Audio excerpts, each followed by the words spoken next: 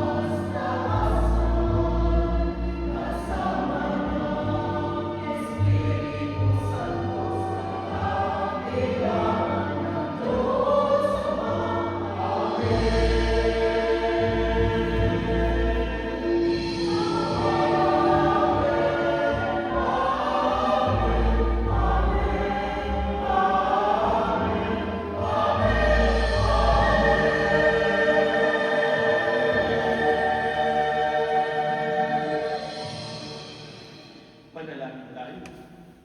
Ama namin makapangyarihan, patawarin mo ang aming mga utang, sapagkat kami hindi makakabayad ng lubusan, kaya't makaligtas nawa kami sa tanan pakundangan sa pagdalangin ng mahal na Birhen ng Diyos para sa aming kabutihan, sa pamamagitan ni Jesucristo kasama ng Espiritu Santo, magpasa walang hanggan.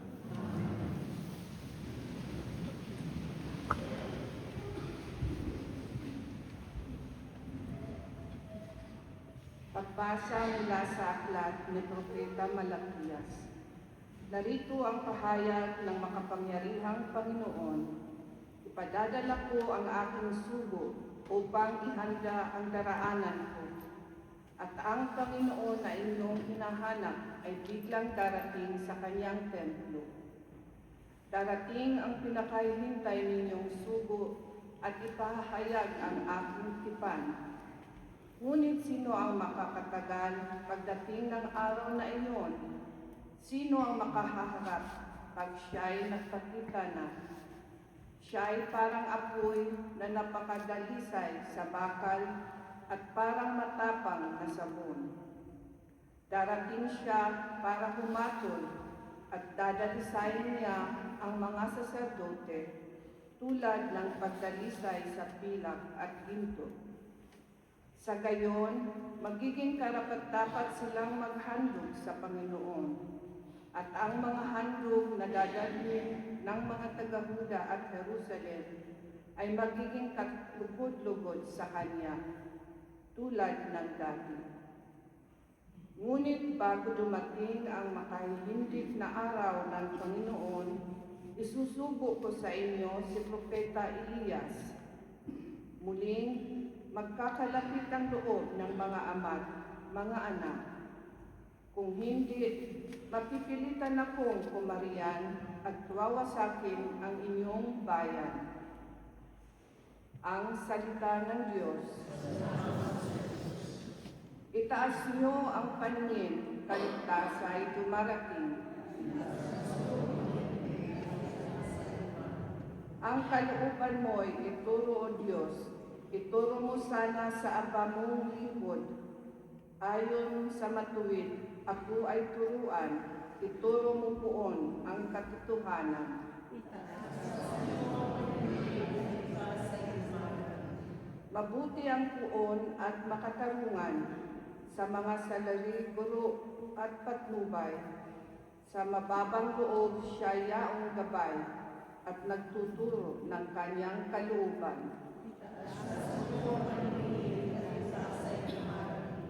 Tapat ang pag-ibig siyang umaakay, sa tumatalima sa utos sa tipan, sa tumatalima siya'y kaibigan at tagapagturo ng banal na tipan.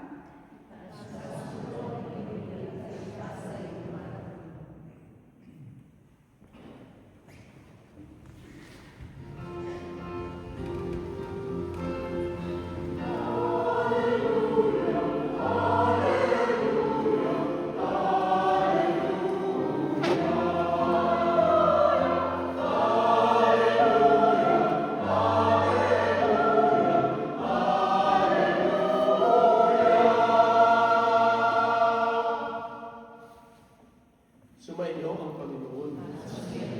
Ang mabuting balita ng Panginoon ayon kay San Lucas.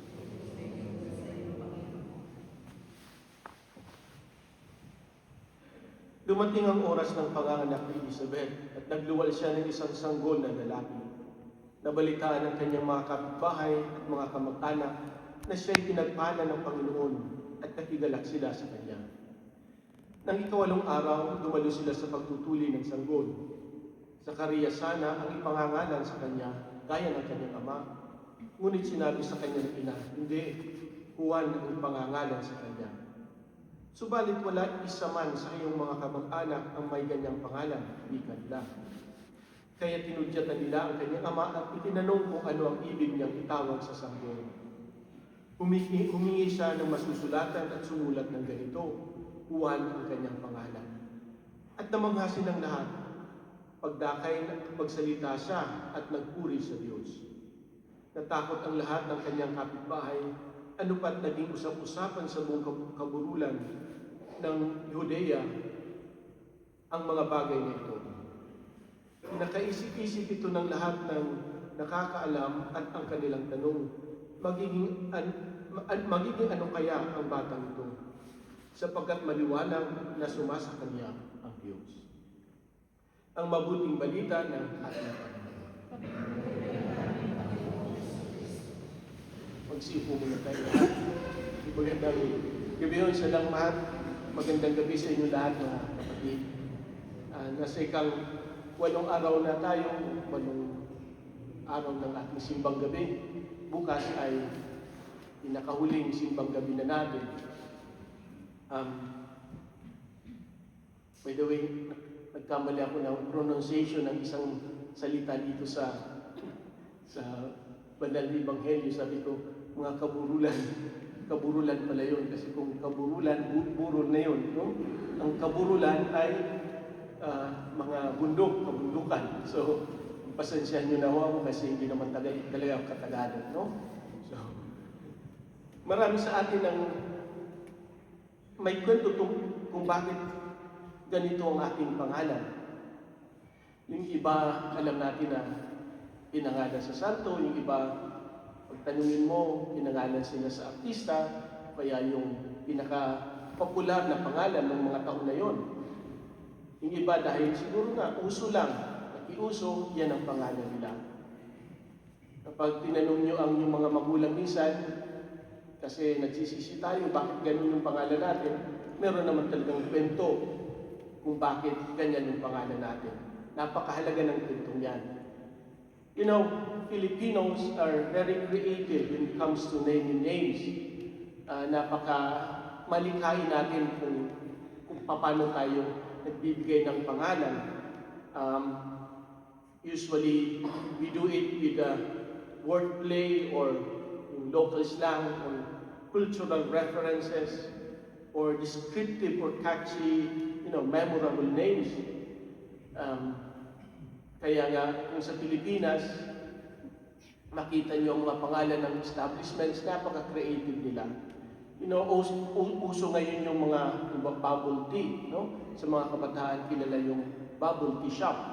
At sa Pilipinas, napakarami ng mga pangalan ng mga tea shop, no? May nakita po ako sa Google ng mga pangalan ng bubble tea shops, kagaya ng Maarti, no? O kaya Artihan, kaya Warranty, kaya Namuti, kaya Bestie, Impacti, no? Meron pa nga nakalagay, Bobo Kate, kaya Artimuti, o kaya Imutera, kaya Mabuti, Almighty, Noti, Tigang, no? So, napaka-creative ng mga tao sa atin. Kaya sabihin ng Ebanghelyo ngayon, kahit yung mga kapitbahay nila, Zacarias at Elizabeth, ay curious sa pangalan. Bakit kaya pinangalan itong Juan, hindi sa Zacarias? Ano kaya magiging future? Ano kaya magiging batang ito? May napanood akong isang documentary na ang pamagatan ay Sa Ngalan ng Pangalan. No? Showing, of course, how creative we do our names to honor heritage, expressing individuality and the origin of it. May nakausap ako isang Austriano, sabi niya yung pangalan ng mga Pilipino parang mga doorbell daw na ting-ting, dong-dong, ding-ding, para daw siyang tunog doorbell. So, ganyan siguro sa atin. Nakikita natin na kahit papano, unique pa rin yung mga pangalan natin. No? Nakakatawa. Pero if you search, for instance, the word name in Google, lumalabas yung name is as equivalent to our identity, our destiny, the blessing, and success. No? That's how important naming name is. No? Kaya nga, pag mga naririnig natin, pag ang pangalan ng Italiano, parang mayaman ka agad, no? Halimbawa, Bulgari, kaya Ferrari, kaya spaghetti. So, parang masarap ka agad. Yung mga Italian, no? Pag German, medyo bias tayo kasi napakahaba at para bang pagalit yung depende naman, of course, pag nagsalita tayo, no? Halimbawa, kung apelyido natin ay Kugelschreiber, napakahaba, kaya Schmetterling, kaya Krankenschwester, nakakatakot ka agad, no? So, depende nga yan. Pero, of course, as I said, the name has its own attachment to our identity, our destiny, the blessing, and the success.